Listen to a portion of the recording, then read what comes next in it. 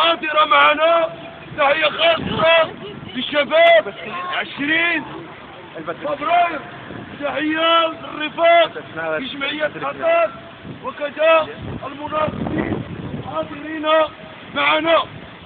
الرفاق الرافقات مناضلين ومناضلات جماعات الشعبية حاضرة معنا، والتي تتبعت شكلنا النضالي الذي ابتدأ منذ الصباح في مسيرة انطلاقا من عمارة سعادة واعتصام في هذا المكان إلى حدود ساعة.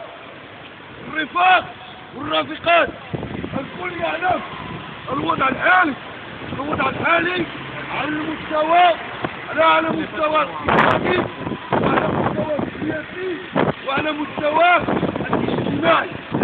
على مستوى الاقتصادي هناك اقتصاد الريع، هناك دماغ الثروات، هناك ذلك سحر مضطربة، هناك ذلك الثمرات، وكذا استجهاد للطبقة العاملة، وكذلك استجهاد على الحقوق ديال الفلاحات والتشريحات ديال الشركات ديال الدولة ديال الإطار اللي قطعنا الفلاحة.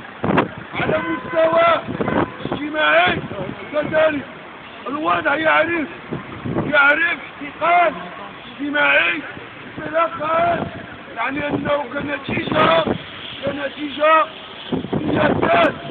سياسات المنتهجة من طرف النظام القائم بالمغرب، وانسجاما وطبيعته اللوطنية والديمقراطية والشعبية.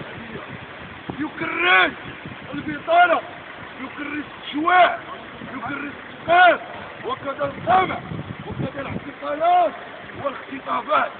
إن هذه السياسات